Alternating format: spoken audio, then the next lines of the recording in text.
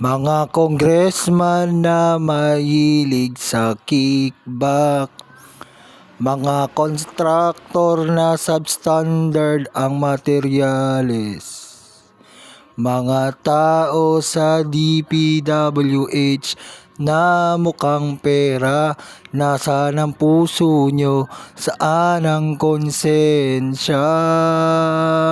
Ano kaya ang pakiramdam habang kayo'y nakahiga sa yaman?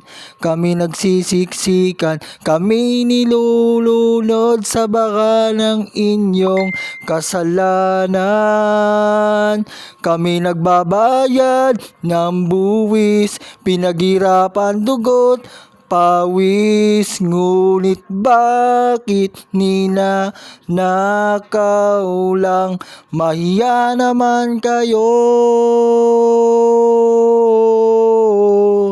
mahiya naman kayo.